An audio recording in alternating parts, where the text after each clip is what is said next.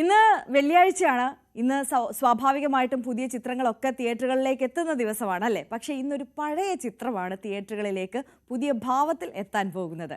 മോഹൻലാലിന്റെ എക്കാലത്തെയും block buster ചിത്രങ്ങളിൽ ഒന്നായ രാവണപ്രഭു വീണ്ടും തിയേറ്ററുകളിൽ എത്താൻ പോവുകയാണ്. 24 വർഷം മുൻപ് തിയേറ്ററുകളെ ഇളക്കി മറിച്ച ചിത്രത്തിന്റെ രണ്ടാം വരവിലും ഗംഭീര സ്വീകരണമാണ് ആരാധകർ ഒരുക്കുന്നത്.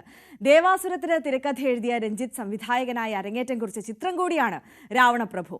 തിരുവനന്തപുരത്ത് നിന്ന് MS ഹരികൃഷ്ണനും എറണാകുളത്ത് നിന്ന് നവമി ദിനേശും കൂടുതൽ വിശേഷങ്ങളുമായി നമുക്കൊപ്പം ചേരുന്നുണ്ട്. അവർ തിയേറ്ററുകളിലാണ് ഉള്ളത്. അപ്പോൾ ഹരി, ഫസ്റ്റ് ഷോ എപ്പോഴാണ്? നമ്മൾ ഈ 90 കിഡ്സിനെയൊക്കെ സംബന്ധിച്ച് നോക്കുമ്പോൾ മോഹൻലാലിന്റെ ഫാനായി മിക്കവരും മാറിയത് ഒരു പക്ഷേ രാവണപ്രഭു പോലെയുള്ള ചിത്രങ്ങളൊക്കെ കണ്ടിട്ടായിരിക്കും. ഈ 90s അവസാനം 2000 തുടക്കത്തിലൊക്കെ ജനിച്ച കുട്ടികളൊക്കെ ഒരു പക്ഷേ തിയേറ്ററിൽ പോയി ഈ ചിത്രം കണ്ടിട്ടുണ്ടാവില്ല. ഇനി കണ്ടാൽ തന്നെ ഓർമ്മയുണ്ടാവാനുള്ള സാധ്യതയും വളരെ കുറവായിരിക്കും. അപ്പോൾ അവരെയൊക്കെ സംബന്ധിച്ച് വീണ്ടും ആ ഒരു മാസ് ഹിറ്റ് തിയേറ്ററിൽ കാണാൻ പറ്റുന്നുണ്ട് എന്നുള്ളൊരു സന്തോഷം കൂടിയുണ്ട്.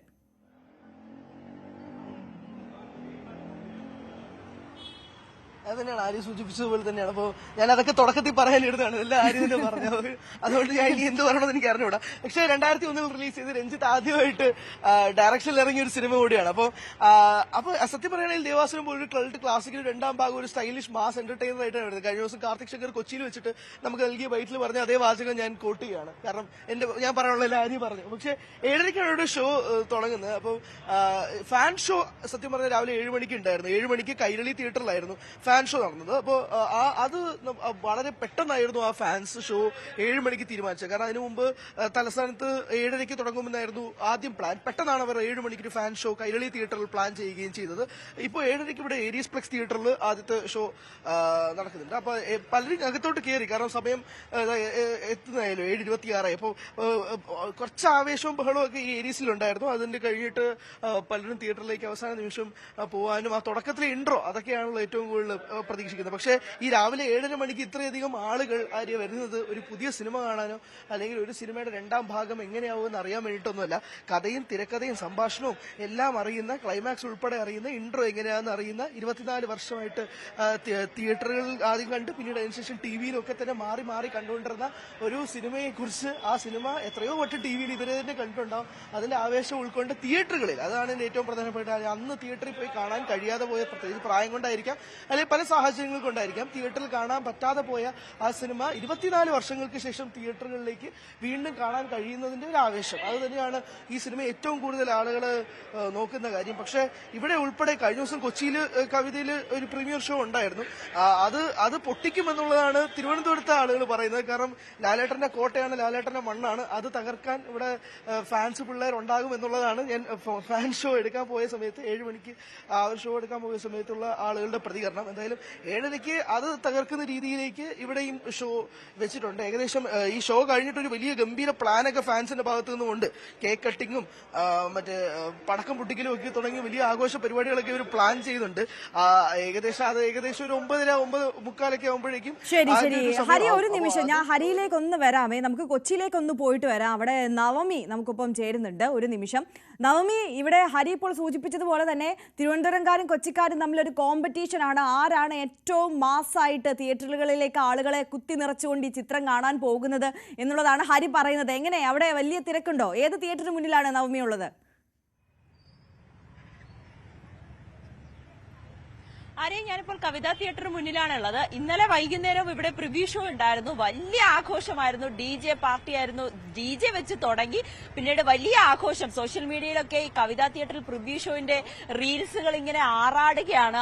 ആളുകളൊക്കെ വലിയ ആഘോഷം.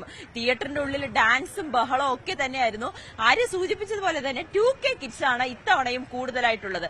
ഒരു കാര്യം ഉറപ്പാണ്, ഒരു സിനിമ ഇത്രയും വർഷം കഴിഞ്ഞ് വീണ്ടും റിലീസ് ചെയ്യുമ്പോൾ അത് ആളുകൾ അത്രയും ആവേശത്തോടെ, പ്രത്യേകിച്ച് കുട്ടികളടക്കം ആവേശത്തോടുകൂടി കാണുന്നെങ്കിൽ അതിന് ഒരു ഉത്തരമേ ഉള്ളൂ, നമ്മുടെ സ്വന്തം മോഹൻലാൽ, നമ്മുടെ ലാലേട്ടൻ. ആ ലാലേട്ടൻ ഉണ്ടാക്കിയ ഓളം അതിപ്പോഴും മാറിയിട്ടില്ല. ലാലേട്ടനെ കാണുന്നതിന് വേണ്ടി മാത്രമാണ് ഈ പിള്ളേരെല്ലാം രാവിലെ തന്നെ ഇവിടേക്ക് എത്തിയത്. നമ്മളിപ്പോ ഒരാളുടെ ബൈറ്റ് എടുത്തതേ ഉള്ളൂ. ആ കുട്ടികൾ പറയുന്നത് ഇന്നലെ നൈറ്റ് ഷിഫ്റ്റ് ആയിരുന്നു. നൈറ്റ് ഷിഫ്റ്റ് കഴിഞ്ഞ് രാവിലെ തന്നെ ഈ ഷോ കാണാൻ വന്നു. കാരണം അത്രയേറെ വെയിറ്റിംഗ് ആണ് രാവണപ്രഭു തിയേറ്ററിൽ കാണാൻ. കഥ അറിയാഞ്ഞിട്ടോ അല്ലെങ്കിൽ എന്താണ് ഇതിലെ സംഭവമോ ഒന്നും അറിയാഞ്ഞിട്ടായിരിക്കില്ല. ഒരു കാര്യം കാര്യം ഉറപ്പാണ്, രാവണപ്രഭു 2 കൂടുതൽ പ്രാവശ്യം കണ്ടവർ തന്നെയായിരിക്കും ഇവിടെ വന്നത്. പക്ഷെ അവർക്ക് ആ തിയേറ്ററിൽ കാണുന്ന എക്സ്പീരിയൻസ് അത് വേറൊന്ന് തന്നെയാണ്. അത് അനുഭവിക്കാൻ വേണ്ടിയിട്ടാണ് ഇവിടെ വന്നത്. Hi hi hi hello. പോയാ കുട്ടികളൊക്കെ ഭയങ്കര ഷൈ ആട്ടോ.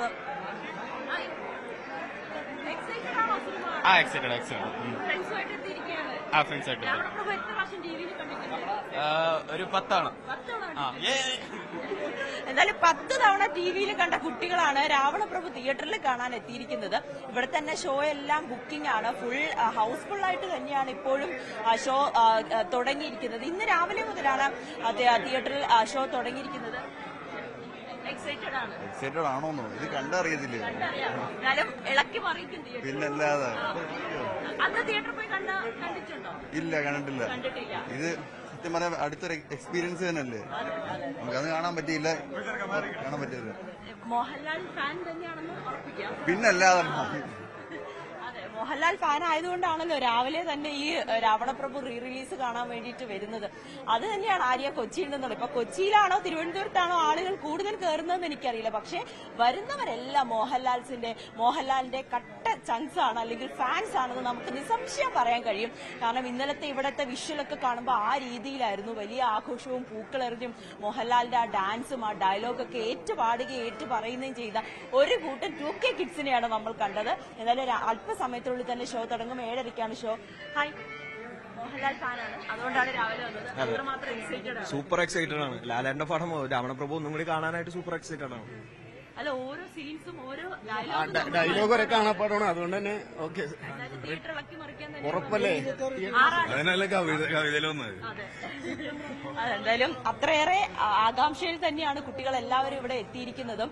ഒരു കാര്യം ഉറപ്പാണ്, ഇങ്ങനെ ഒരു സ്വീകരണം അത് മോഹൻലാലിന്റെ സിനിമകൾ റീ റിലീസ് ചെയ്യുമ്പോൾ അത് പ്രേക്ഷകർ ഏറ്റെടുക്കുന്നത് പോലെ മറ്റൊരു താരത്തിന്റെയും സിനിമകൾ ഏറ്റെടുക്കുന്നില്ല എന്ന് നമുക്ക് നിസ്സംശയം പറയാൻ കഴിയും. ആര്യ, തീർച്ചയായും. നവമി കൊച്ചിയിലെ കവിതാ തിയേറ്ററിൽ നിന്നാണ് നമുക്കൊപ്പം ചേർന്നത്. അവിടെ ഫസ്റ്റ് ഷോയ്ക്ക് കയറുവാൻ വേണ്ടിയിട്ട് ആളുകൾ വളരെ ആവേശഭരിതരായി തിയേറ്ററിനുള്ളിലേക്ക് കയറിക്കൊണ്ടിരിക്കുകയാണ്. നമുക്ക് വീണ്ടും തിരുവനന്തപുരത്തേക്ക് വരാം. ഹരിയുണ്ട് നമുക്കൊപ്പം അവിടെ നിന്ന്. ഹരി തന്നെ നേരത്തെ സൂചിപ്പിച്ചതുപോലെ തന്നെ നമ്മുടെ എല്ലാം മനസ്സിൽ ഈ രാവണപ്രഭുവിൻ്റെ ഈച്ച് ആൻഡ് എവറി സീൻ നമ്മുടെ കണ്ണിലും മനസ്സിലും എല്ലാം നിറഞ്ഞു നിൽക്കുകയാണ്. ക്ലൈമാക്സ് അറിയാം, ഇൻട്രൊഡക്ഷൻ അറിയാം, അതിൻ്റെ മിഡിൽ പോർഷൻ അറിയാം, എല്ലാം അറിയാം. എന്നിട്ടും നമ്മുടെ ഈ കാണാനെത്തുന്ന ആളുകളുടെയൊക്കെ ഒരു പക്ഷേ അച്ഛനും അമ്മമാരും ഒക്കെ ചോദിക്കുന്നുണ്ടാകും, കുട്ടികളെ നിങ്ങൾക്ക് ഇതെല്ലാം അറിയാവുന്നതല്ലേ, പിന്നെ എന്തിനാണ് ഈ അതിരാവിലെ എഴുന്നേറ്റിട്ട് തിയേറ്ററിലേക്ക് പോയി വീണ്ടും പൈസ കളഞ്ഞ് ഈ സിനിമ കാണേണ്ട ഒരു ആവശ്യം എന്നുള്ളത് ശരിക്കും എന്തിനായിരിക്കും ഹരി?